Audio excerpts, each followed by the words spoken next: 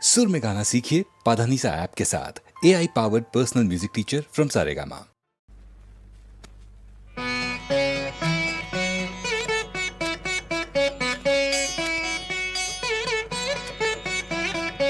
ஆடும் பரிவேலணி சேவலன பாடும் பணியே பணியாயருள்வாய். ஆடும் பரிவேலணி சேவலன பாடும் பணியே பணியாயருள்வாய். தேடும் கயமா முகனை செருவில் சாடுதனியானை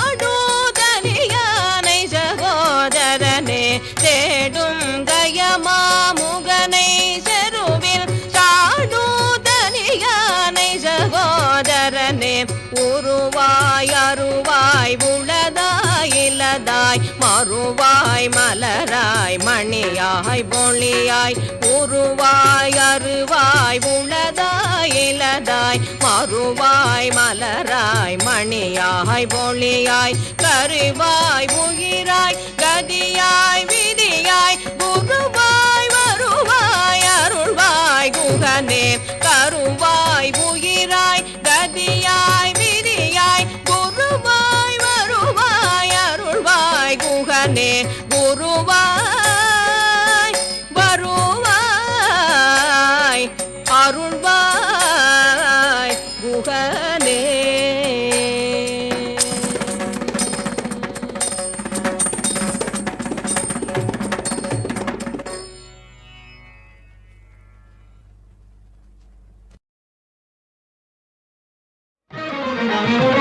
இசையாய் தமிழாய் இருப்பவனே.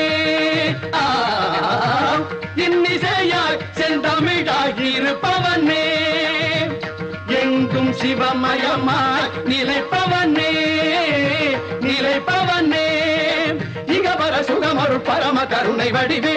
இன்னிசையாய் செந்தமிழாய் இருப்பவனே. எங்கும் சிவமயமாய் நிலைப்பவனே நிலைப்பவனே. இகவர சுகமருள் பரம கருணை வடிவே. இன்னிசையாய் செந்தமிழாய் இருப்பவனே.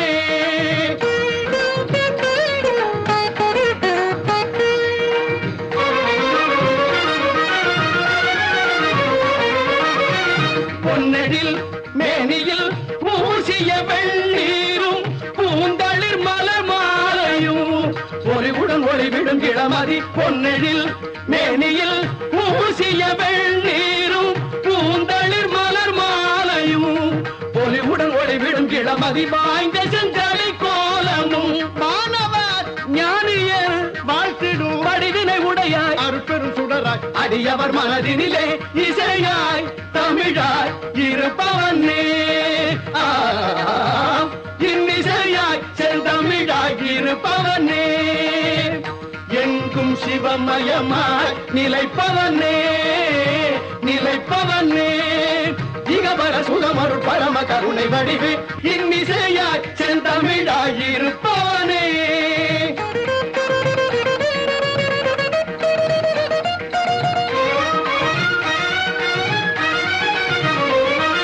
நந்தி தேவனோடு இந்திராதியர் வந்து தாளினை வணங்கிடவே.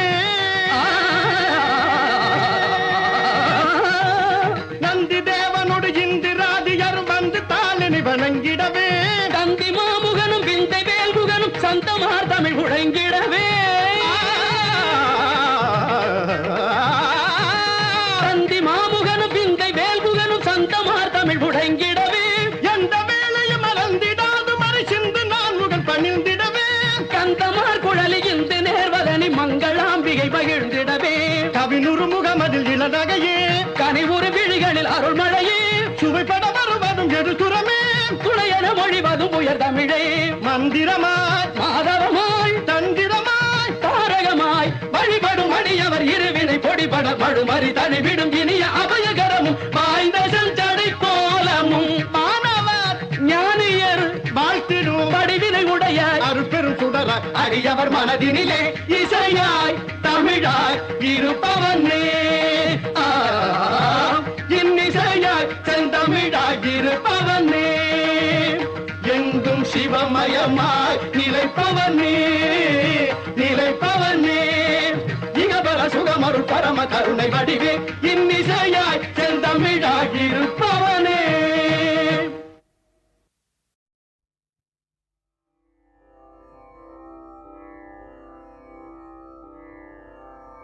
கைகேசி தன்னுடைய அணிகலங்களையெல்லாம் துறந்தாள்.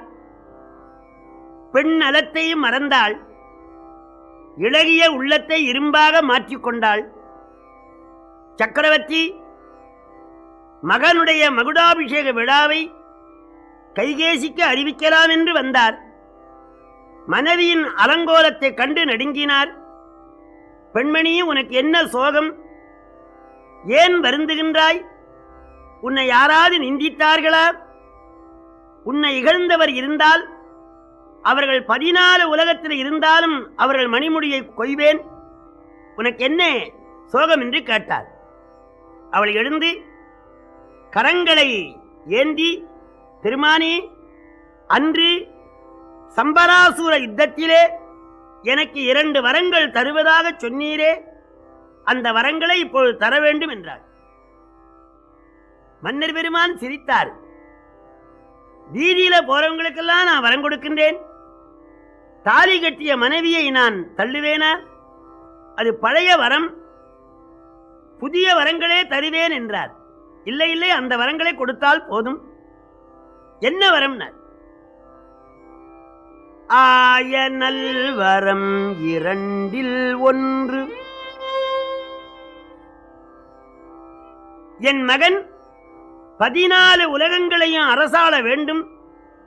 சீதையின் கணவன் மரவுரியோடும் சடைமுடியோடும் 14 ஆண்டுகள் வனம் போக வேண்டுமென்று கேட்டாள். யார் கேட்டது? தீயவை யாவையினும் கொடிய தீயாள், கொடுமைக்கெல்லாம் கொடுமையானவள் கேட்டாள். ராமா என்று மன்னர் பெருமான் கீழே விழுந்து மூர்ச்சித்து விட்டார். ஆற்றுவாரும் தேற்றுவாரும் இல்லை. படுக்கை வீடு. தானாய் எழுந்தார். மேவி நிலத்தில் இருக்கும்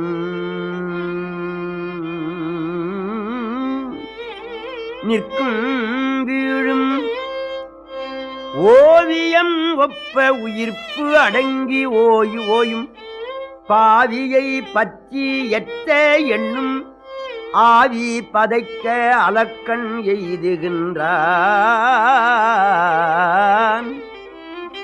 பெண்மணி, கௌசலை ராமனை பெற்றால் வளர்த்தது நீதானே. ராமன் சீதை திருமணம் முடிந்தவுடனே முதலாக உன் காலிலே விழுந்தானே. வளர்த்த மகனை வனவாசத்துக்கு அனுப்பலாமா? நான் போகின்ற காட்டுக்கு என் மகன் போவதா? யார் உன் மனத்தை கரைத்தார்கள்? கரைத்தால் கல்லும் கரையுமே என்று வேண்டினார். அவள் இரும்பு உள்ளத்தோடு, நீங்கள் அரிச்சந்திரனுடைய பேரன், சொன்ன சொல்லை தவறக்கூடாது, அரசாங்கத்திலே சொன்ன வார்த்தையை மாற்றக்கூடாது. பெருமானே, ராமன் கானகம் போக வேண்டும் என்று பிடிவாதம் செய்தாள். அவள் கால் மேல் விழுந்து, மன்னர் பெருமான், பெண்மணி, அப்படியே நான் வரங்கொடுத்தாலும் ராமனை பார்க்க பரதன் நல்லவன், அண்ணாயிருக்க தம்பி ஆளக்கூடாது என்று சொல்லுவான். ஆகவே பரதன் அரசு புரிய மாட்டான் என்றார். அந்த கவலை உனக்கு வேண்டாம், வரங்கொடுத்து போம்னாள். அப்படியானா ஒன்று செய், பரதன் நாடு ஆளட்டும், ராமன் அயோத்தியிலே இருந்தா உனக்கு என்ன தீங்கு செய்வான்? சரையினரி கரை ஓரத்திலே ஒரு ஆசிரமத்திலே இருக்கட்டும் என்று வேண்டினார். அவள் பிடிவாதமாக வரம் கொடுக்கவில்லையானால் உயிரை விடுவேன் என்றாள். மன்னன் வரத்தை தந்து, ராம ராம ராம ராம ராம ராம ராம் என்று மூர்ச்சித்து விட்டார்.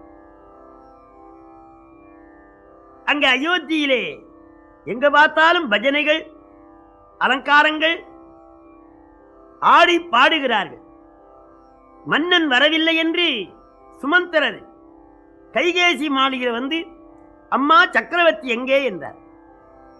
முடிசூட்டுகிற ராகவனை இங்கு அழை என்றார். பகவான் வந்து தாயார் காலில் விழுந்தார். மகனே, இப்பொழுது சக்கரவர்த்தி ஒரு கட்டளை இட்டிருக்கிறார். அம்மா, என்ன கட்டளை?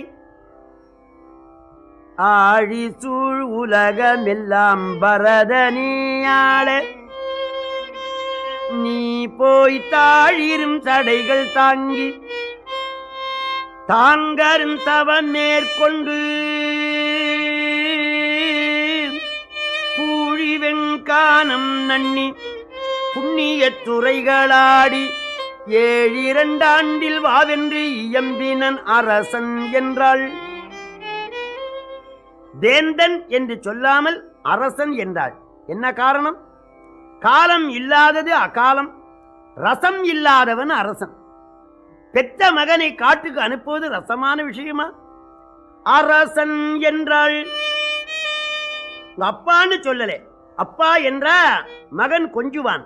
இது மன்னவன் கட்டளை, நீ நிறைவேற்ற வேண்டும் என்று பிரபு சம்மிதம் என்ற வகையிலே சக்கரவர்த்தி கட்டளையிட்டிருக்கின்றார். இயம்பினன், இனிமையாக சொன்னால் மொழிந்தான், விளக்கமாக சொன்னால் விளம்பினான், வகைப்படுத்தி சொன்னால் கூறினான், மேளம் போல ஓங்கி சொன்னால் இயம்பினான். இயம்னா மேளம். இயம்பினன் அரசன் என்றாள். என்ன சொன்னார்? ஆழி சூழ் உலகமெல்லாம் பரதனே. பரதனே என்று ஏன் சொன்னார்? ஏகாரம் பிரிநிலை. பரதன் ஆளேன்னு சொன்னார். பரதன் ஆளற்று நான் துணை செயலாளராக இருப்பேன் என்று ஒட்டுவார். ஆகவே பரதனே ஆளே. உலகம் என்று சொல்லாமல் கடல் சூழ்ந்த உலகம் என்றார். என்ன காரணம்? உலகம் என்று சொன்னால் உலகத்தை தம்பி ஆளட்டும், கடற்கரை ஓரமா நான் இருக்கிறேன் என்று சொல்லுவார் என்று ஆழி சூழ் உலகமெல்லாம் பரதனியாள.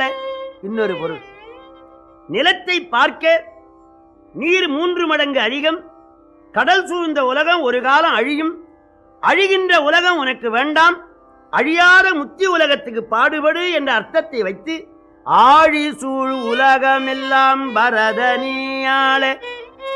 நீ போய் தாழிரும் தடைகள் தாங்கி. மணிமுடியை கண்டு உலகமெல்லாம் வணங்க வேண்டிய அவசியமில்லை, சடைமுடியை கண்டு உலகமெல்லாம் தாழ்ந்து வணங்கும். ஆகவே தாழிரும் தடைகள் தாங்கி தாங்கரும் தவ நேர்கொண்டு பூழி வெங்கானம் நன்னி புண்ணிய துறைகளாடி 7 ஆண்டில் 14 என்றால் நீளமாகும் என்று அப்படி மடித்து 7 ஆண்டில் வா என்று இயம்பினன்.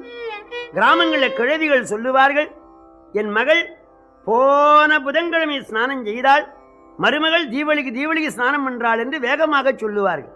அதுபோல 14 ஆண்டு என்றால் நீண்டுவிடும் என்று 7 ஆண்டில் வா என்று இயம்பினன் அரசன் என்றாள். இதை கேட்ட பகவான் என்னவா மகிழ்ச்சி அடைந்தார். இப்பொழுது எம்மனோரால் இயம்புதற்கு எளிதோ, யாரும் செப்பாருங்குணத்தீராமன் திருமுகச் செவ்வி நோக்கில் ஒப்பது முன்பு பின்பு அவ்வாசகம் உணர கேட்ட அப்பொழுது அலர்ந்த செந்தாமரையினை வென்றது அம்மா. ஏன்? பதவி வில்லங்கத்தை தரவல்லது, கானகத்திலே சென்று தவஞ்செய்தால் பரகதி உண்டாகும் என்று எம்பெருமான் எண்ணி என்ன சொன்னார்? அம்மா, மன்னவன் பணி என்றாயில் நும் பணி மறுப்பனோ, என் பின்னவன் பெற்ற செல்வம் அடியனேன் பெற்றது அன்றோ. தந்தை காட்டிலும் தாய் சிறந்தவள், தாய் காட்டினால் தான் தந்தை தெரியும். மகனே, இவர்தான் உன் தந்தை என்று அம்மா சொன்னாதான் தெரியும், நம்பினால்தான் தெரியும். ஆகவே தாயை 9 ராத்திரி வணங்குகிறாள் நவராத்திரி, தந்தையை ஒரே இரவு வணங்குகிறாள் சிவராத்திரி. அன்னையும் பிதாவும் முன்னறி தெய்வம், மாத்ருதேவோ பவ, அப்புறம் பித்ருதேவோ பவ. அம்மா அப்பா சொல்ல வேணுமா? நீங்க சொன்னா போதாதா? மன்னவன் பணி அன்றாகில் பணி மறுப்பனோ, தாங்கள் சொன்னா நான் மறுப்பேனா? ராஜ்யம் யாருக்கு? என் பின்னவன் பெற்ற செல்வம் அடியனேன் பெற்றது அன்றோ. தம்பி வரதன் பெற்ற செல்வம் என்னுடைய செல்வம் அல்லவா என்பது ஒரு பொருள். தகுந்தவர்கள் வீட்டிலே இன்னும் ஒரு வட்டமாக பித்தளையினால் எழுதியிருப்பார்கள், அவுட்ருன்னு போடுவார்கள். 2 பொருள் வருகிற மாதிரி கம்பர் சொன்னார். மன்னவன் பணி அன்றாகில் நும்பணி மறுப்பனோ. அப்பா சொல்ல வேண்டுமா, நீங்க சொன்னா போதாதா என்பது ஒரு பொருள். மற்றொன்று, 60,000 ஆண்டு தவஞ்செய்து என்னை வண்ணம் வண்ணமாக வளர்த்த தந்தை காடுபோடு சொல்லுவாரா? மரவுரி உடுத்து கல்லின் மேல படுத்து காய்கனி உண்டு மழை நாள் பனி நாள் காற்று நாள் என்று பாராவண்ணம் சடைமுடியோடு காடுபோ என்று அப்பா சொல்லுவாரா? மன்னவன் பணி அன்று ஆகில் நும்பணி மறுப்பனும். மற்றொன்று, என்னை காட்டிலும் பரதன் 1000 மடங்கு உயர்ந்தவன். நான் கல்லின் மேல் படுக்க அவன் பஞ்சு மெத்தையில படுப்பானா? நான் மரவுரி உடுக்க அவன் பட்டு உடுப்பானா? அண்ணனைப் போலே நானும் வனம் வருவேன் என்று என் தம்பியின் காடு வருவான், மரவுரி உடுப்பான். நீ வாங்கிய வரத்தாலே, நீ செய்த தந்திரத்தாலே என் பின்னவன் பெற்ற செல்வம் என்ன பெற்றான்? அடியேனேன் பெற்றது. இப்ப நான் எது பெற்றேனோ அதுதான் பரதன் பெற்றான். நீ என்னை கெடுக்கவில்லை, பரதனை கெடுத்து விட்டாய். போய் வருகிறேன் என்று பகவான் புறப்பட்டார். கௌசலையினிடத்திலே சென்று வணங்கி தகவலை சொன்னாள். அவள் மிகுந்த வேதனை அடைந்தாள். ஓ என்று கதறி அழுதாள். அந்த அழுகுரலை கேட்டு அயோத்தி மாநகரம் கவலை கடலிலே அழுந்தியது. அங்கே இளைய பெருமாள் வந்தார். அவர் ஆதிசேஷ அவதாரம்.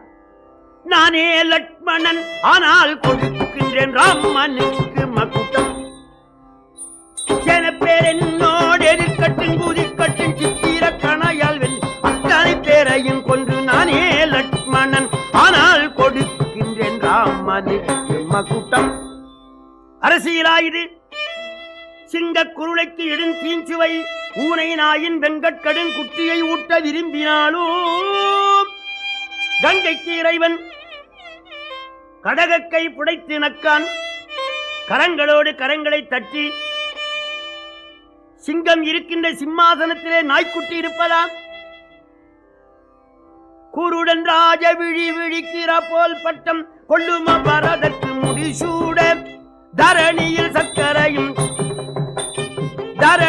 சக்கரையும் மாவும் சரியா எண்ணும் தசரதனும் கிடந்து மனம் பாட. திரவிமன் பனி போல் என்னோடு எரித்த மன்னர் எவரும் பயந்து விருதுகள் போட. அரசிட்ட சாமிக்கு தவசிட்ட நீலி மகன் ஆட்டுக்குட்டி போலோட கட்டு கைகையின் தள்ளாட. நானே லட்சுமணன் ஆனால் கொடுக்கின்றேன் ராமனுக்கு மகுடம். அந்த வில்லோசை அயோத்தி மாநகரத்தை நடுங்க வைத்தது. ராஜ தர்பார்ல நடக்கு. அங்க பகவான் ஓடி வந்தார். தம்பி, இத்தனை கோபமும் நல்லாய் வந்தது ஏதடா தம்பி இது சொல்லாய்.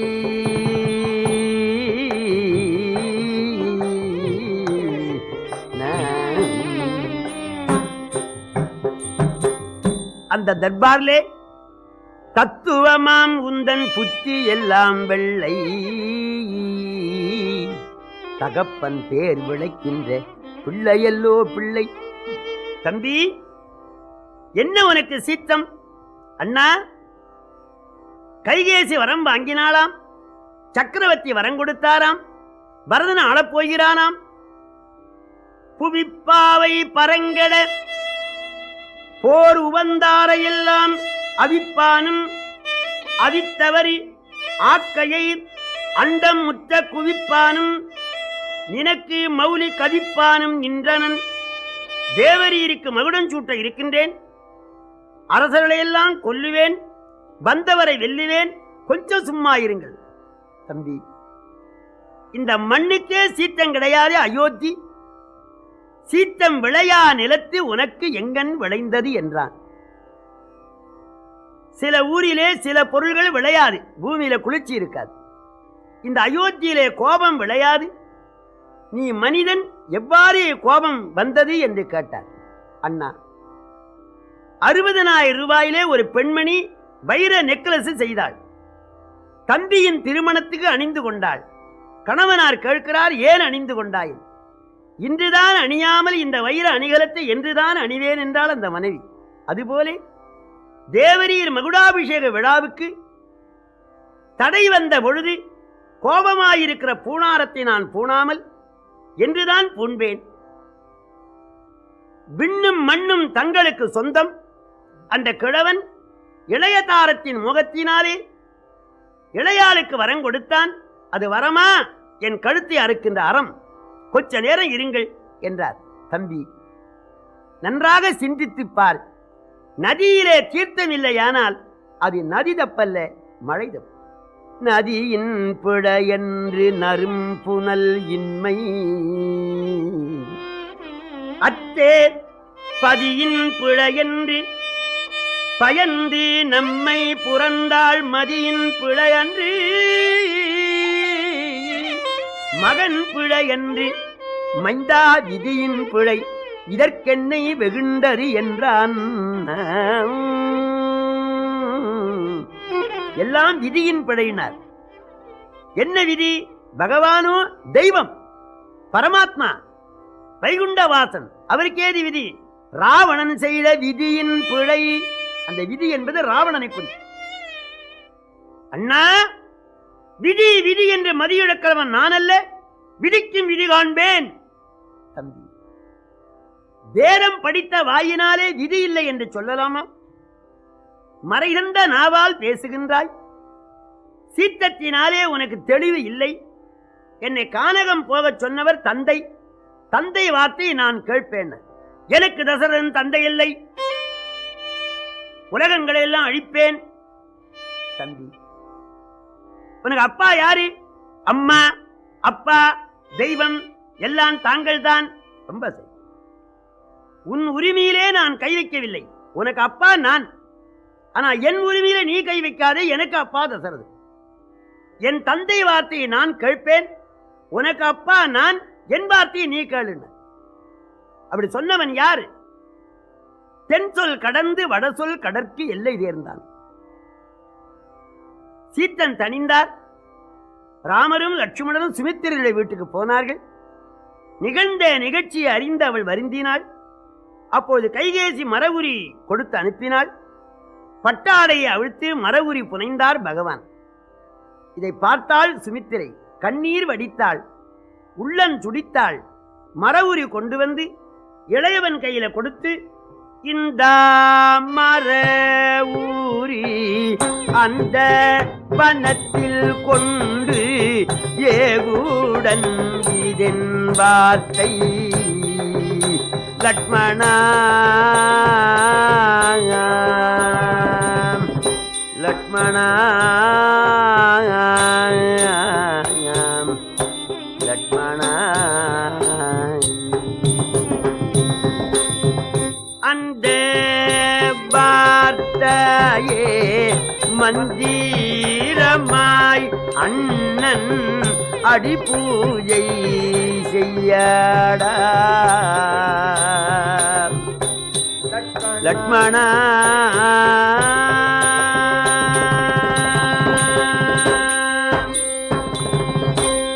இந்த மரவுரி அந்த வனத்தில் கொண்டு ஏகு உடன் இது என் வார்த்தை லட்சுமணா.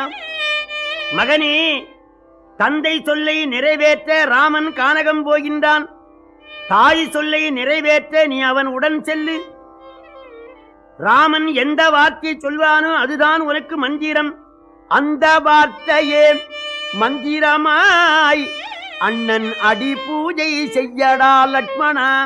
இப்போ தம்பிகள் அண்ணனுக்கு பூஜை செய்கிறார்கள். அடி பூஜை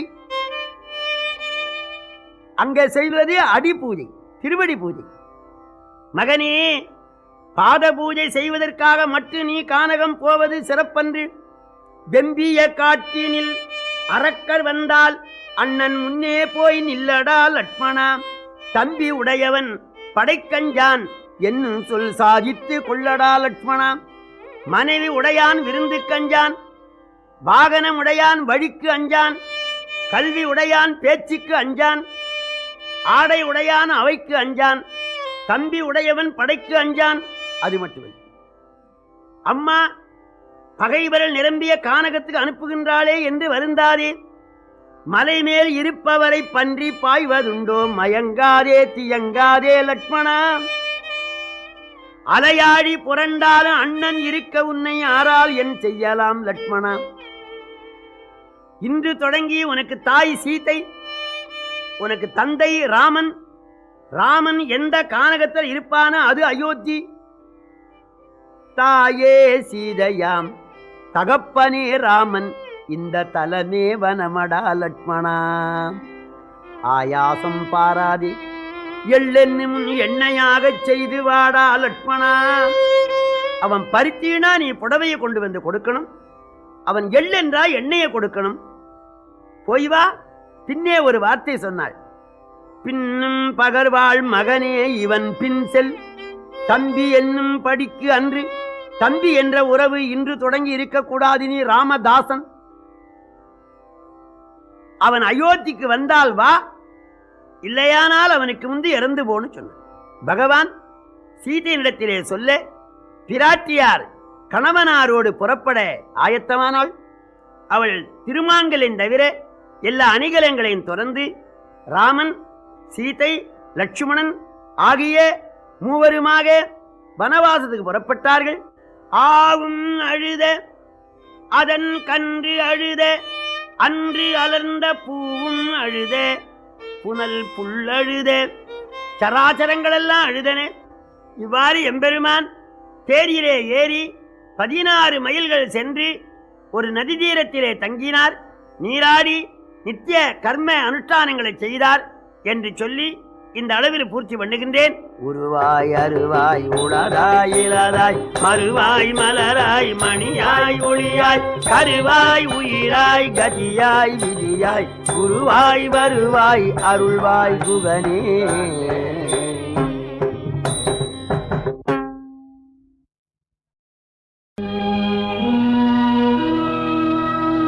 ஜய ஜய மகாதேவா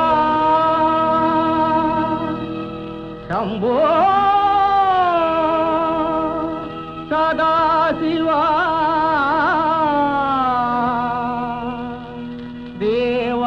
देवादिदेवने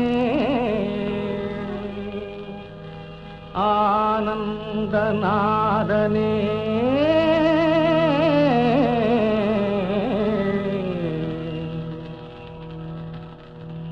चंद्रशेखरा பாராய் வேண்டும் வரும் தாராய் லோகநாயகா. சந்திரசேகரா வாராய் வேண்டும் வரும் தாராய் லோகநாயகா. சுந்தரேஸ்வரா சுவாமி வந்தனாவலை தீராய். சுந்தரேஸ்வரா சுவாமி வந்தனாவலை தீராய். சந்திரசேகரா வாராய் வேண்டும் வரும் தாராய் லோகநாயகா.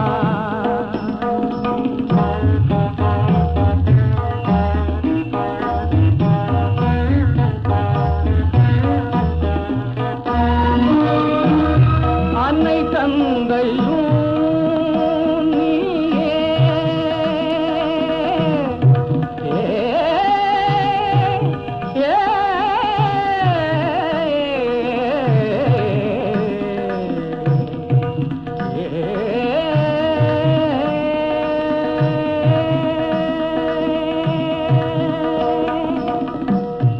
அன்னை தந்தையும் நீயே, உந்தன் பாதமே மறவே.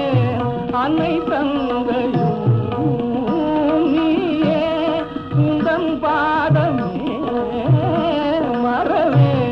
தஞ்சம் நீ மகேதா மங்களாங்கா கங்காதரா. தஞ்சம் நீ மகேதா மங்களாங்கா கங்கா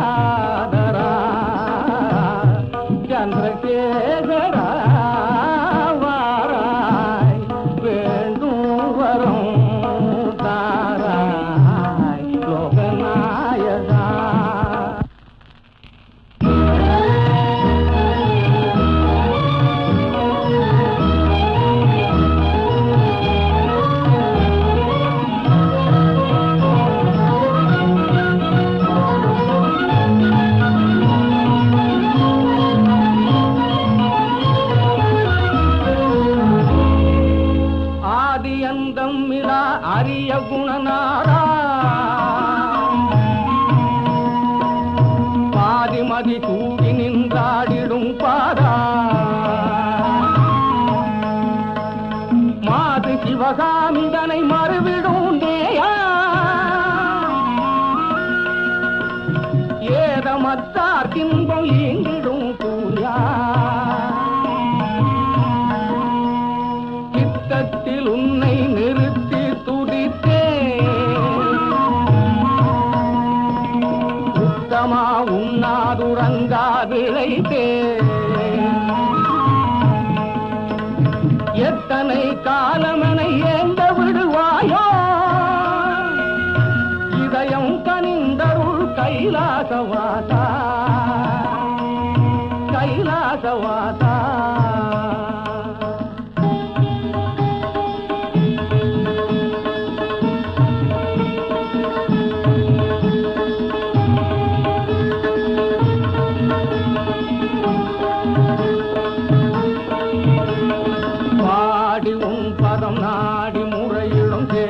பாராயோ ஓடி வந்து காட்டி தந்து காத்திட மனமில்லையோ பாடி உன்பதம் நாடி முறையிடும் தேயனை பாராயோ ஓடி வந்து காட்டி தந்து காத்திட மனமில்லையோ பாவமகல உன்னை பணிந்தேன் பாலித்தருள் புரிவாய் என் பாவமகல உன்னை பணிந்தேன் பாலித்தருள் புரிவாய் பறிவு கலந்து வேண்டு என் நிலை பார்த்து இறந்தாயோ பறிவு கலந்து வேண்டு என் நிலை பார்த்து இறந்தாயோ பாடி உன் பதம் நாடி முறையிடும் சேயனை பாராயோ ஓடி வந்து காட்டி தந்து காட்டிட மனமில்லையோ சங்கரா சிவசங்கரா அபயங்கரா விஜயங்கரா சங்கரா சிவசங்கரா அபயங்கரா விஜயங்கரா சங்கரா சிவசங்கரா அபயங்கரா விஜயங்கரா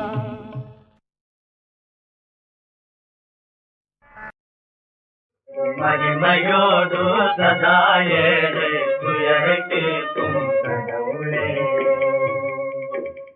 கருணை கொள்ளும் தெய்வமே மனம் தன்னில் வாழும் ஜீவனே கருணை கொள்ளும் தெய்வமே மனம் தன்னில் வாழும் ஜீவனே புவியில் ஏனோ நீராதை அடையேனடாவேன் பிரயாசை புவியில் ஏனோ நிராசை அடையேனடாவேன் பிரயாசை இனி அல்லாது உன்னாசை வெகு மகிமையோடு சதாயேழை துயரை கேட்கும் கடவுளே துணிந்த பேசி துயரமேது எழுந்து வாண்டா துணிந்த பேசி துயரமேது எழுந்து வாடா வாழ்விலும் பெரும் தாழ்விலும் மனம் ஏங்க வேண்டாம் கேளடா வாழ்விலும் பெரும் தாழ்விலும் மனம் ஏங்க வேண்டாம் கேளடா ஏங்க வேண்டாம் மானிடா வெகு மகிமையோடு சதா ஏழை துயரை கேட்கும் கடவுளே பசியினாலே உன்னை பாடி பாடினே பசியினாலே உன்னை பாடி பாடினேன் பிரேம பாத்திரம் ஏந்தி வந்தேன் வேதனை தான் தீராயோ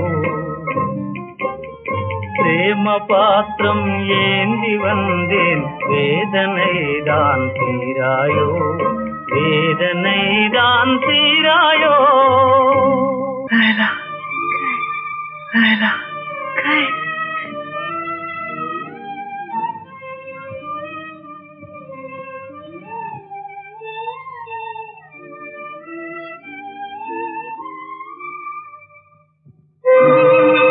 வாழ்வெனும் அது பாண்டமே உடைந்ததடா விதியினா இதயதாகம் தனியுமா இனி உன் சோகம் தீருமா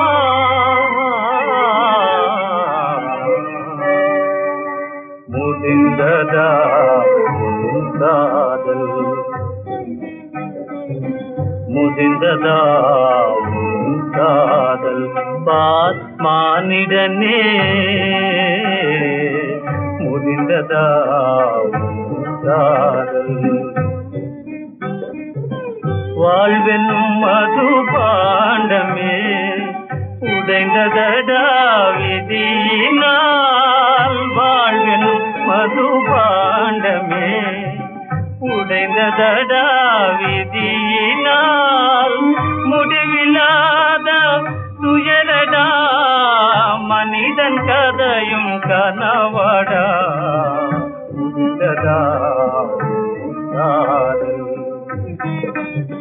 கடலினில் அலை போயாது கலைந்த உன் மனம் நிலையாகாது கடலினில் அலை போயாது கலைந்த உன் மனம் நிலையாகாது மருந்திலாத நோயடா மருந்திலாத நோயடா மரணமே சரணமடா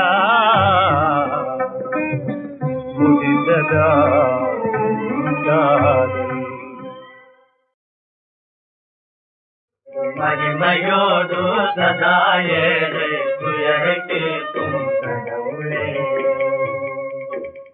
கருணை கொள்ளும் தெய்வமே மனம் தன்னில் வாழும் ஜீவனே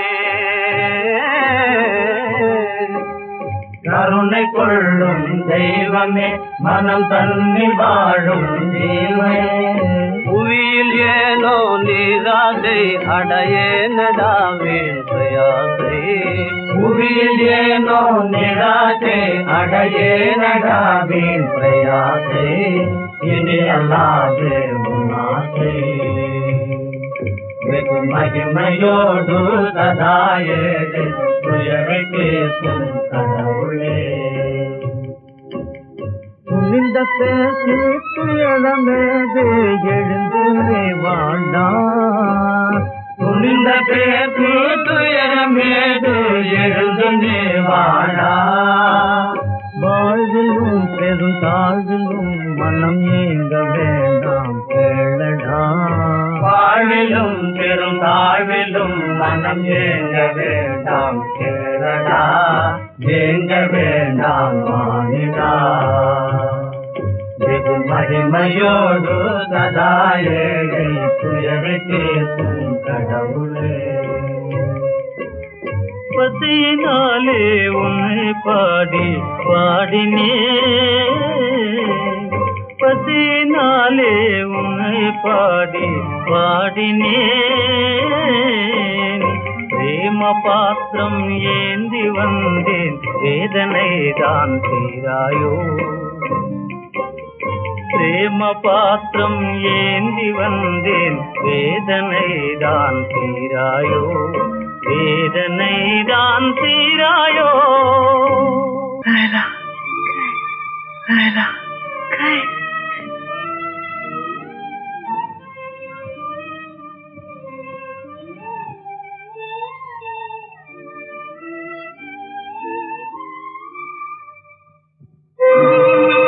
வாழ்வென்னும் மது பாண்டமே உடைந்ததடா இதயதாகம் தனியுமா இனி உன் சோகம் தீருமா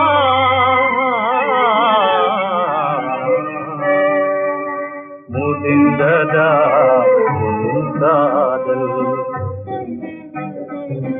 முதிர்ந்ததா உன் காதல் பார் மானிடனே முதிர்ந்ததா உன் காதல் வாழ்வென்னும் மது பாண்டமே உடைந்ததடா விதியினால் வாழ்வென்னும் மது பாண்டமே உடைந்ததடா விதியினால் முடிவில்லாத துயரடா மனிதன் கதையும் கனவடா காதல். கடலினில் அலை போயாது, கலைந்த உன் மனம் நிலையாகாது. கடலினில் அலை போயாது, கலைந்த உன் மனம் நிலையாகாது. மருந்திலாத நோயடா, மருந்திலாத நோயடா, மரணமே சரணமடா. முடிந்ததா காதல்.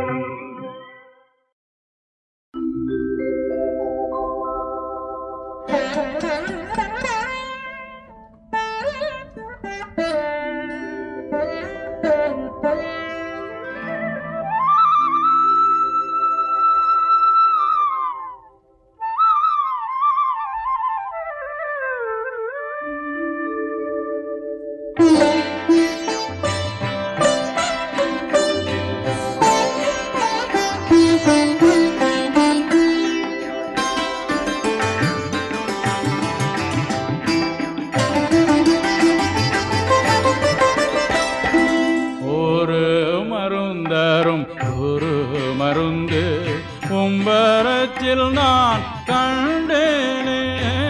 ஒரு மருந்தரும் ஒரு மருந்து உம்பரத்தில் நான் கண்டேனே.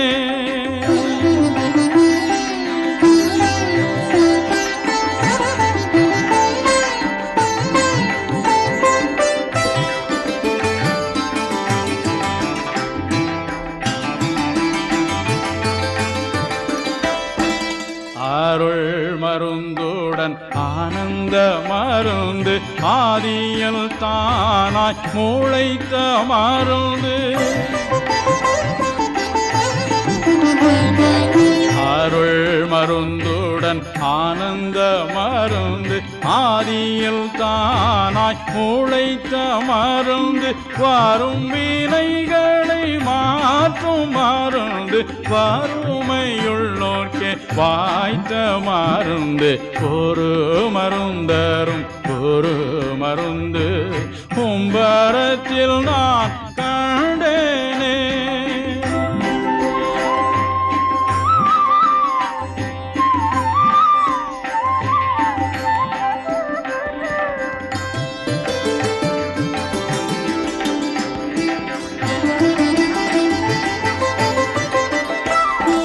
தீராத குஷ்டத்தை தீர்த்த மருந்து, செவிடு குருடுமை திண்ட மருந்து. தீராத குஷ்டத்தை தீர்த்த மருந்து, செவிடு குருடுமை திண்ட மருந்து. மானாதிரித்துவமான மருந்து, மனுவாய் உலகினில் வந்த மருந்து. ஒரு மருந்தரும் ஒரு மருந்து கும்பரத்தில் நான் கண்டேனே.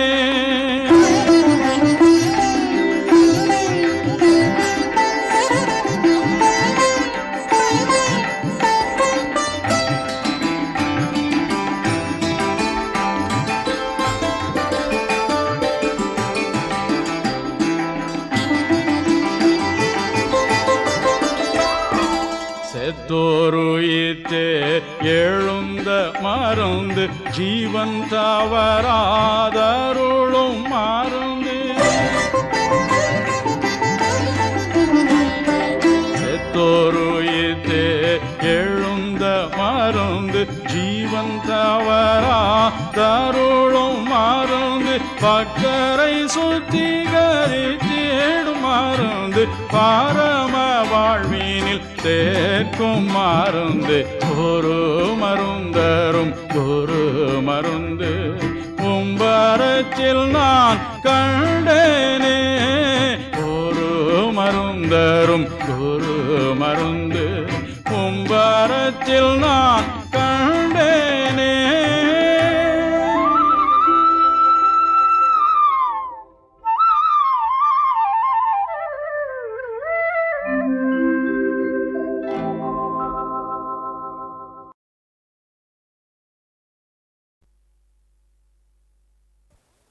கோதையின் காதல் கைகூட ஓர் நோன்புக்கு வழிகாட்டினார் தந்தையான பெரியாழ்வார். கோபஸ்திரீகள் கண்ணனை நாயகனாய் பெற காத்யாயனி விரதம் அனுஷ்டித்தது போன்று கோதையும் தன் தோழியருடன் பாவை நோன்பு நோக்கும்படி கூறினார் விஷ்ணு சித்தர். அதன்படியே ஆண்டாள் பிராட்டியும் தன் சகிகளுடன் மார்கழி திங்கள் மதி நிறைந்த நன்னாளில் நோன்பு தொடங்கினாள். ஸ்ரீவில்லிபுத்தூரே ஆய்ப்பாடி. வடபத்ரசாயின் திருக்கோயில் தான் நந்தகோபரின் திருமாளிகை. ஸ்ரீ வடபத்ரசாயி தான் கிருஷ்ணன். கோதையும் பிற தோழிகளும் கோபிகள் என்ற பாவத்தில் பாடல்களை புனைந்தார் நாச்சியார். ஆய்ப்பாடியில் கோபிமார் கிருஷ்ணானுபவத்தால் பெற்ற பாக்கியத்தை ஆண்டாளும் அனுகாரத்தாலே பெற்றாள். பிற்பட்ட காலத்தில் வாழும் நம்போன்றோரும் அப்பாசுரங்களை ஓதி பேறு பெற ஏதுவான திருப்பாவையான சங்கத்தமிழ் மாலை 30 ஆண்டாள் அருளிச் செய்தாள். பாதகங்கள் தீர்க்கும் பரமன் அடிகாட்டும் வேதம் அனைத்துக்கும் வித்தாகும் கோதை தமிழ் ஐந்தும் அறியாதபானிடரே வையம் சுமப்பதும் வம்பு என்று கோதையின் திருப்பாவையின் பெருமையை பெரியவர்கள் பேசுவார்கள். ஸ்ரீ வைஷ்ணவ சித்தாந்தத்தின் வளர்ப்பு தாயாகிய ஸ்ரீ ராமானுஜர் தம்மை திருப்பாவை ஜீயர் என்று எல்லோரும் சிறப்பித்து பேசுமாறு இப்பாடல்களில் ஈடுபட்டிருந்தார் என்றால் திருப்பாவைக்கு எத்தனை ஏற்றமுண்டு என்பதை அறியலாம். ஸ்ரீ ராமானுஜர் உந்து மதகளிற்றன் என்ற திருப்பாவை 18ஆம் பாட்டை விசேஷமாக உகந்தார். உபனிஷத் ரகசியங்களான பரம தத்துவார்த்தங்கள் திருப்பாவையில் உண்டென்று ஸ்ரீ பட்டர் கூறுவார். கோபீபாவம் முதிரப் பெற்று ஆயர்களின் நடையும் உடையும் பேச்சுமாகவே கோதையை மாறியதாக வியாக்கியாத்தாக்கள் கூறுவர். திருப்பாவை என்ற தெய்வப் பாசுரத்தின் சாராம்சம் காண்போம். மார்கழி திங்கள் பாசுரத்தால் நோன்பு நோக்க விரும்பும் அதிகாரிகளை பறை பெறுவதை வியாஜ்யமாக காட்டி கண்ணனோடு உறவு கொண்டு அவனுக்கு பணி செய்திருப்பதே உள்ளுரையை நோக்கமாக கொண்டு நோன்பில் இறங்குமாறு அழைத்து, வையத்து வாழ்வீர்கள் பாசுரத்தில் நோன்புக்கு அங்கமான நியமங்களை, அதாவது தள்ளுவன கொள்ளுவன இவை இன்னன்ன என விளக்கி, ஓங்கி உலகளந்த பாசுரத்தில் பகவன் நாம சங்கீர்த்தனம் செய்து கொண்டு பகவானையே எல்லா வகை பயனாகவும் கருதி இந்நோன்பு செய்து நீராடினால் நாட்டில் மாதம் மும்மாறி பெய்யும், பிணியும் வறுமையும் நீங்கும், நீர்வளமும் நெல்வளமும் பால்வளமும் சம்பத்தும் பெருகும் என்கிறார் நாச்சியார். ஆழிமழை கண்ணா பாட்டில் மழைக்கடவுளை அழைத்து நாட்டில் நல்மழை பெய்ய கட்டளையிட்டார்.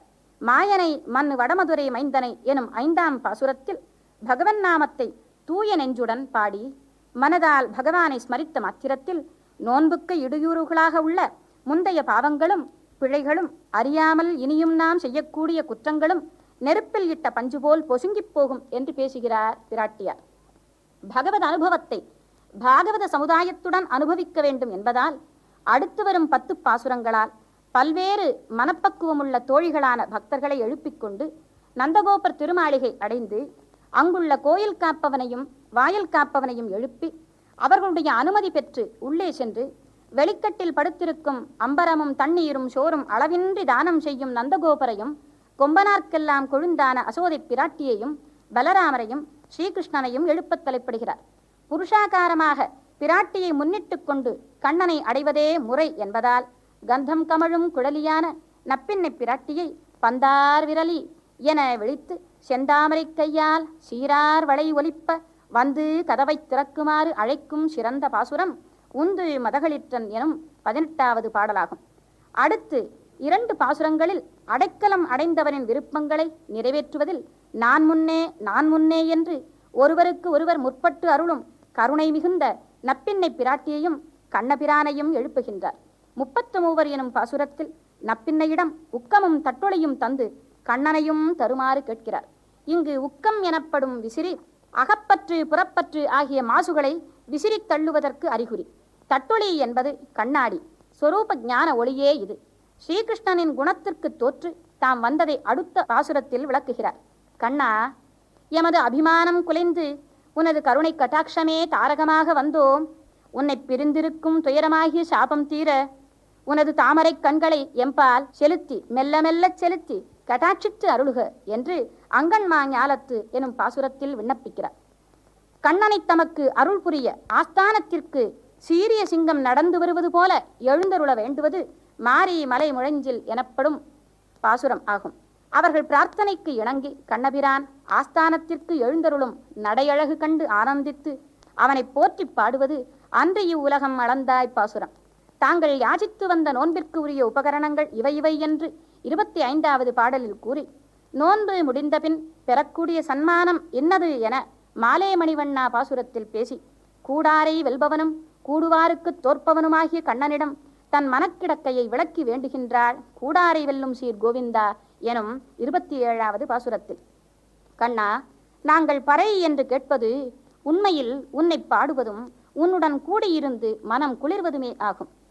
இந்த பாடலில் முழங்கை வரை வழியும் நெய் நிறைந்த பார்ச்சோற்றினை உண்பதைச் சொல்லாமல் கண்ணனுடன் கூடியிருந்து குளிர வேண்டும் என்று கேட்கும் நயம் இருக்கிறதே, இதை நாம் மிக மிக கூர்ந்து சிந்திக்க வேண்டும். இங்கு ஆடை அணிகலன்கள் என்பது சேஷத்துவ ஞானம், பார்ச்சோறு எனப்படுவது கைங்கரியம். இதுவே இதன் உட்பொருள். 28வது பாசுரத்தில் தங்கள் சிறுமையையும் கண்ணனின் பெருமையையும் சொல்லி, அவனுடன் தங்களுக்கு இருக்கும் உறவு இருவராலும் ஒழிக்க இயலாத உறவு, எனவே தாங்கள் அறியாமையால் இயற்றியுள்ள பிழைகளை பொறுத்தருளுதல் வேண்டும் என்று அபராத க்ஷமாபணம் வேண்டுகிறார். ஆண்டாளின் பரம உத்தேசம், திருப்பாவையின் பரம தாத்பரியம் 29வது பாடலில் வெளிப்படுத்தப்படுகிறது. எனவேதான் பெரியோர்கள் திருப்பாவை 30ஐயும் தினமும் ஓத வேண்டும், அது ஏலாவிடின் சிற்றஞ்சிறுகாலை எனும் இப்பாட்டையேனும் தினம் அனுசந்திக்க வேண்டும் என்று கூறுவார். சிற்றம் சிறுகாலை வல்துனை சேவித்து உள் பொற்றாமரை அடியே போற்றும் பொருள் கேளாய், பெற்றம் மேற்றுள்ளும் குலத்தில் பிறந்து நீ குற்றேவல் எங்களை கொள்ளாமல் போகாது, இற்றை பறை கொள்வான் அன்றுகாள் கோவிந்தா, எற்றைக்கும் ஏழேழ் பிறவிக்கும் உந்தனோடு உற்றோமே ஆவோம், உனக்கே நாம் ஆள் செய்வோம், மற்றை நம் காமங்கள் மாற்றேலோர் எம்பாவாய், மற்றை நம் காமங்கள் மாற்றேலோர் எம்பாவாய்.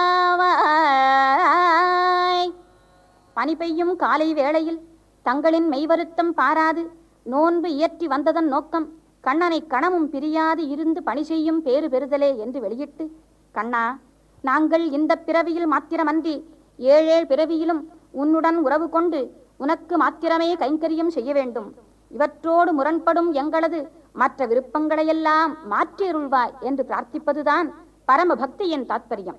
இப்படி கோபியர் பெற்ற பகவத் அனுபவ முதிர்ச்சியை ஆண்டாளும் பெற்று அப்பாசுரங்களை ஓதிடும் நாமும் பகவத் அனுபவம் பெற்று உய்ய உபகரிக்கின்றார்.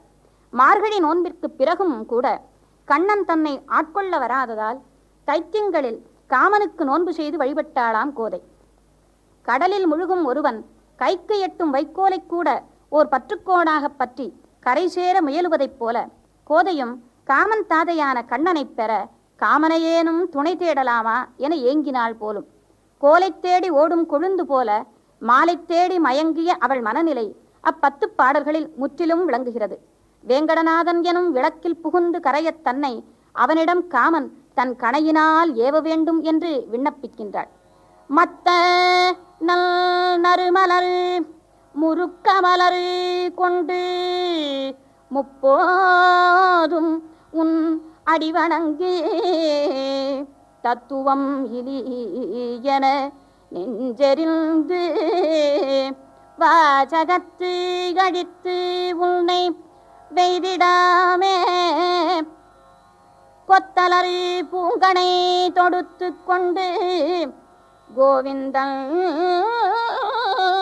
என்பதோர் பேரழுதி வித்தக வேங்கடவாணல் என்னும் விளக்கினில் புக என்னை விதிக்கிற்றே.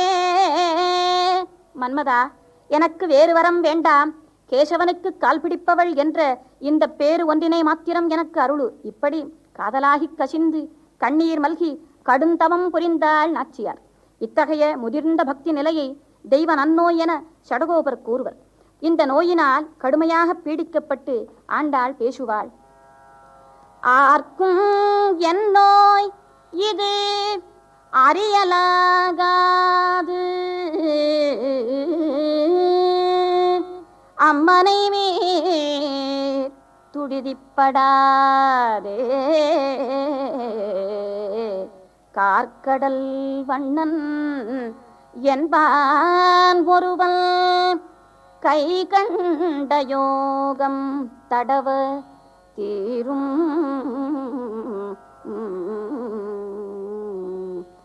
நீர்க்கரை நின்ற கடம்பை ஏறி காளியல் உச்சியில் தட்டம் பாய்ந்து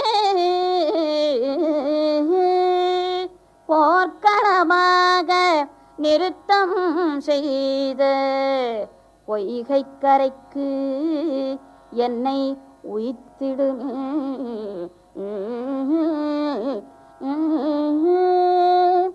இந்நோய்க்கு மருந்து நோய் செய்த அவனேதான். எனவே யாரும் அறியாதே என்னை அழைத்துச் சென்று யமுனைக் கரையில் பிருந்தாவனத்தில் கண்ணன் வீட்டு வாயிலில் விட்டுவிடுங்கள் என தன் தோழியரை நோக்கி இறைஞ்சி வேண்டி பாசுரங்கள் பாடியிருக்கிறார் நாச்சியார். தன் உடலை நெருப்பென தகித்து உயிரையே வாட்டும் விரகம் எனும் வேதனைக்கு மாற்றாக கண்ணன் உடுத்திய பீதாம்பர ஆடையை கொணர்ந்து வீசுமாறு வேண்டுகின்றாள் தோழியிடம். விண்ணிற் செல்லும் கரிய மேகங்களை வேங்கடநாதனுக்கு தூதாக விடுத்து பாடுவாள். சங்கமா கடல் கடைந்தான் தன்முகில் காள், வேங்கடத்து செங்கல் மால் சேவடிக்கு அடி வீழ்ச்சி விண்ணப்பம், கொங்கை மேல் குங்குமத்தில் குழம்பு அழிய புகுந்து ஒருவன் தங்குமேல் எல்லாவி தங்கும் என்று உரையீரே.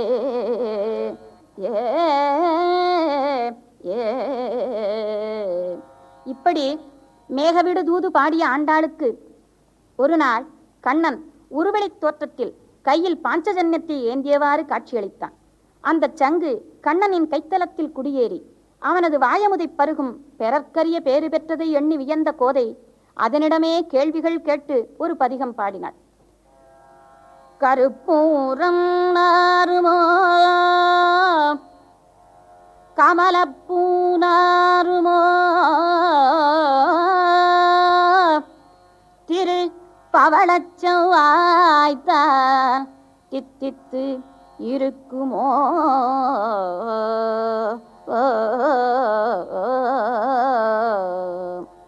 மறுப்பு கொசித்த மாதவன்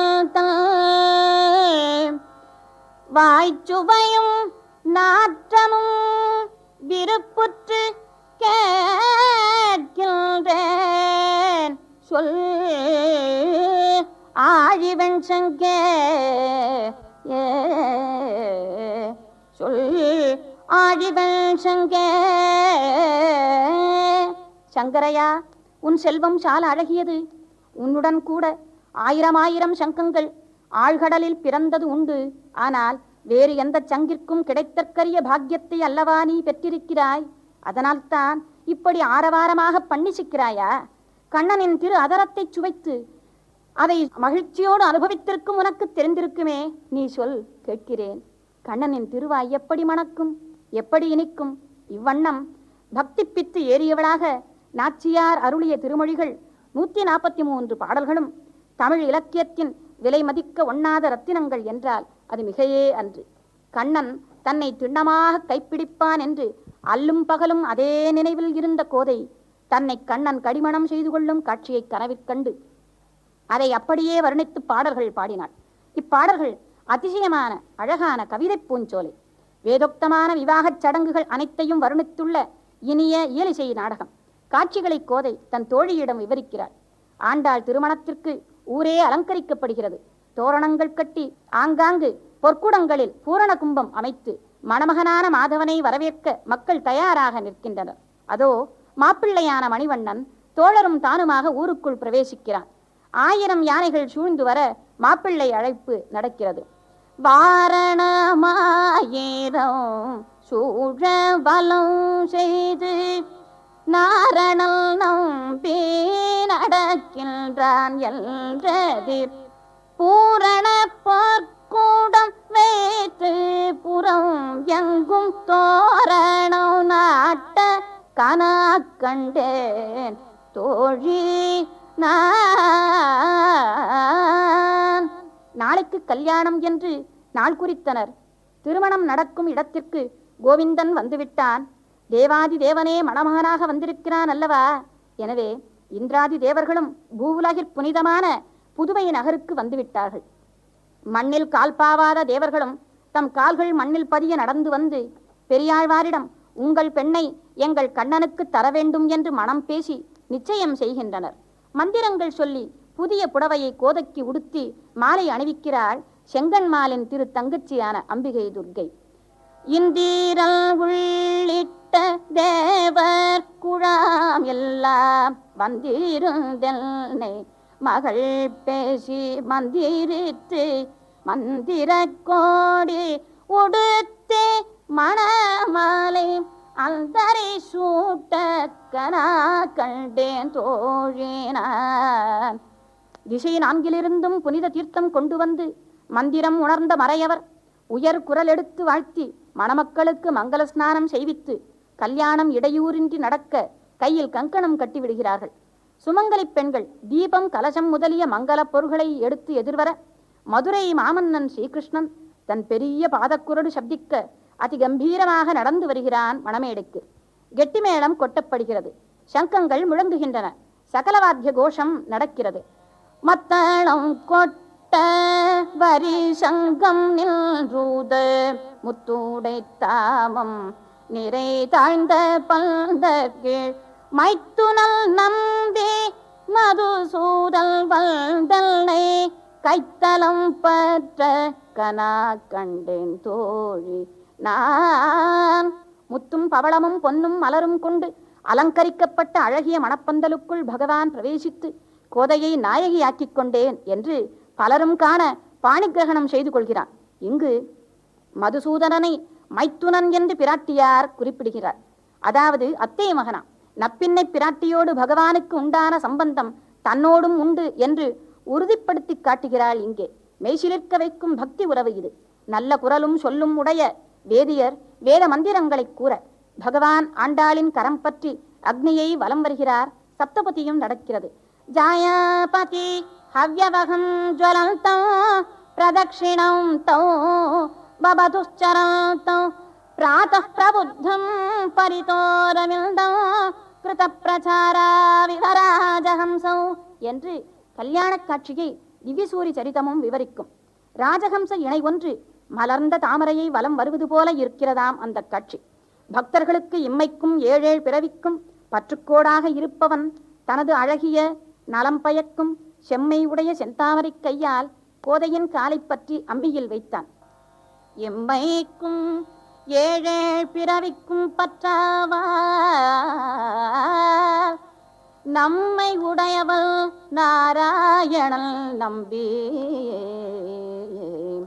செம்மையே உடைய திருக்கையால் தாழ் பற்றி அம்மே மிதிக்க கனா கண்டேன் தோழினான்.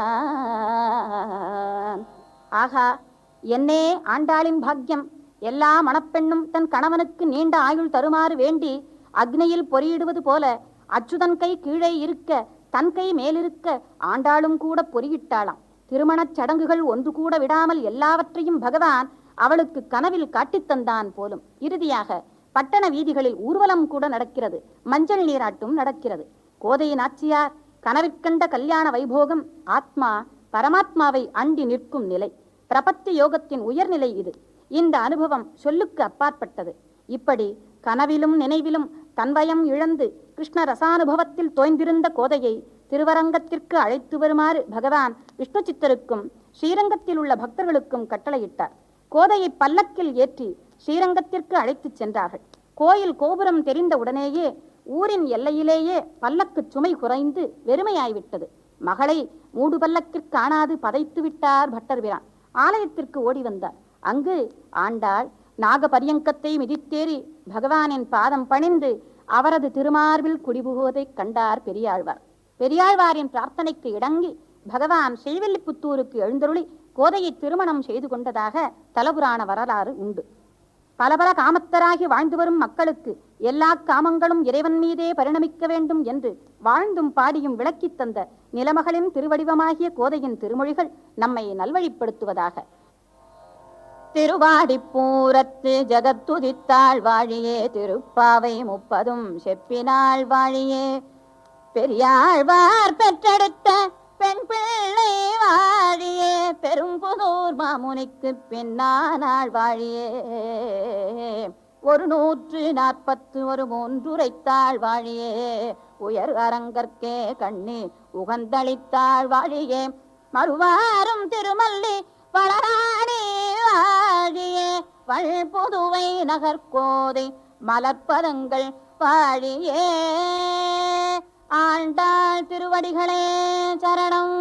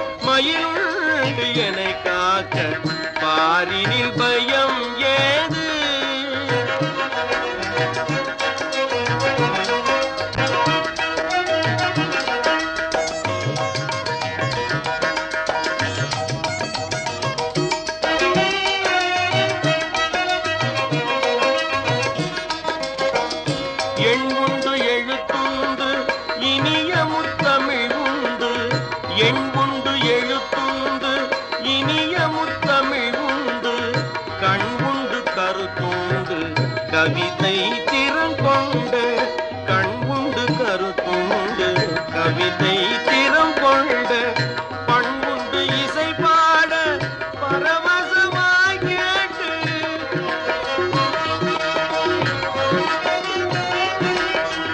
பண்புண்டு இசை பாட பரவசமாய் கேட்டு அன்பெனும் அருள் காட்டும் அப்பானின் கரம் கொண்ட வேலுண்டு வினை நீக்க மயிலுண்டு என்னை காக்க பாரினில் பயம் ஏது பழனிமலை முருகவடி வேலுண்டு வினை நீக்க மயிலுண்டு என்னை காக்க பாரினில் பயம் ஏது.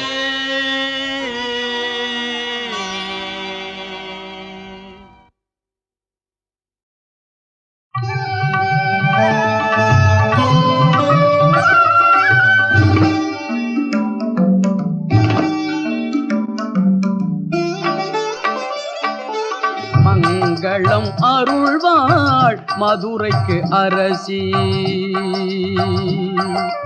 மங்களம் அருள்வாள் மதுரைக்கு அரசி.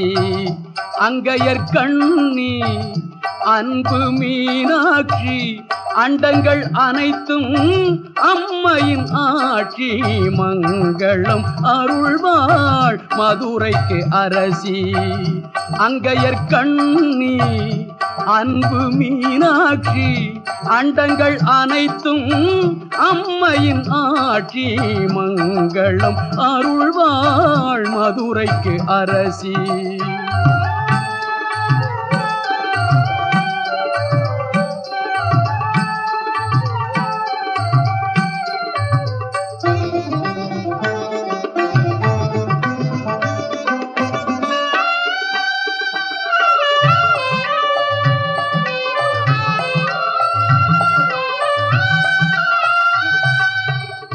திங்களை சூடிய சிவனுக்கு துணைவி செல்வி மீனாட்சி செந்தமிழ் பாவை.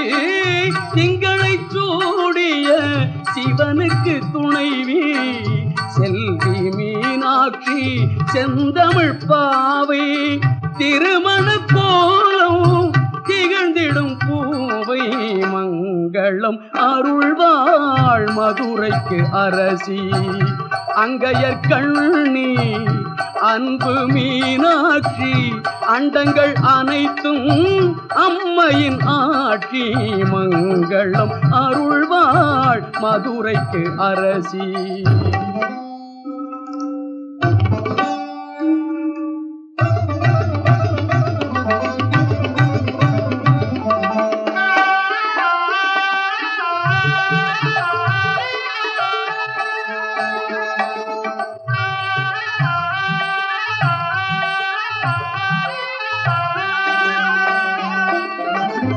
சங்கத்தமிழ் போல் தனித்தவள் சக்தி. தமிழின் சுவை போல் இனிப்பவள் சக்தி. சங்கத்தமிழ் போல் தனித்தவள் சக்தி. தமிழின் சுவை போல் இனிப்பவள் சக்தி. குங்குமம் தருபவள் குலமகள் சக்தி.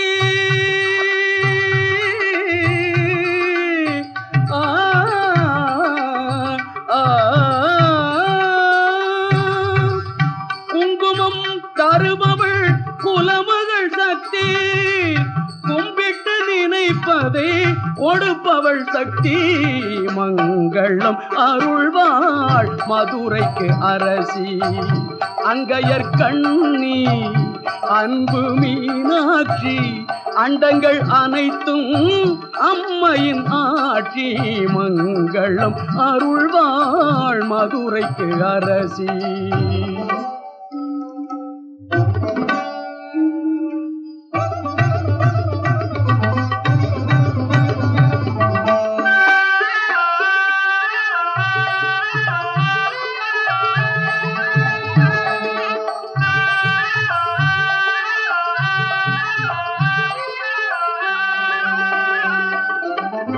தாமரை போன்ற தலைநகர் நடுவே தாமரை குளத்தை சார்ந்தவள் சக்தி. தாமரை போன்ற தலைநகர் நடுவே தாமரை குளத்தை சார்ந்தவள் சக்தி. மாமதுரை கொரு மாபெரும் சக்தி. மாமதுரை கொரு மாபெரும் சக்தி. மாநிலம் எங்கனும் ஓம் சிவசக்தி. மங்களம் அருள்வாள் மதுரைக்கு அரசி. அங்கையர்கண்ணி அன்பு மீனாட்சி அண்டங்கள் அனைத்தும் அம்மையின் ஆட்சி. மங்களம் அருள்வாள் மதுரைக்கு அரசி.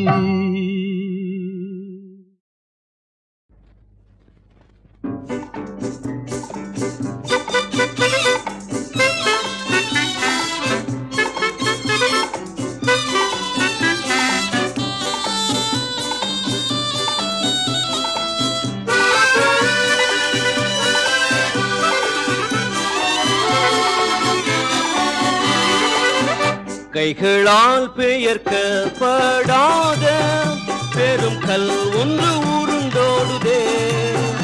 உலகத்தை நியாயம் தீர்க்க யூதா சிங்கம் இறங்கினாரே. ஆனந்தம் நான் பாடிடுவேனே, உள்ளம் பொங்குதே பூரிப்பாலே. ஆத்மநாதன் தேடி வந்தார், என்னை அழைத்து சென்றிடவே.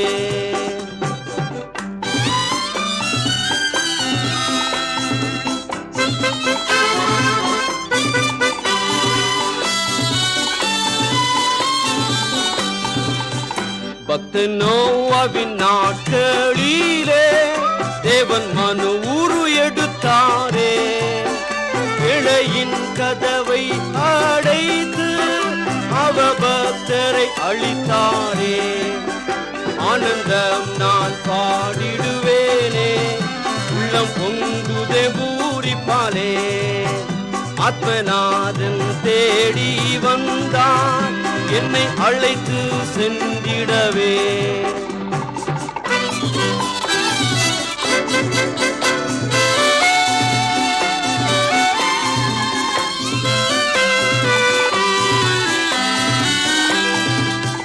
மின்னலை போல கிழக்கிலே தோன்றி பிரகாசித்தார் மேற்கிலே.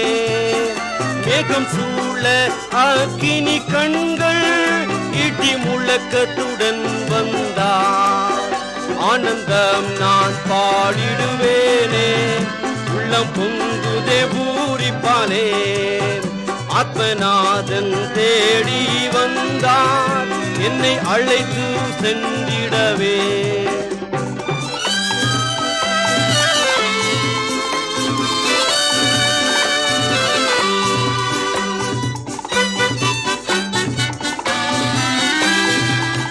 சந்திரனை மனிதன் அடைந்தான், மண்ணையாட்டி தேவன் சேர்த்தார்.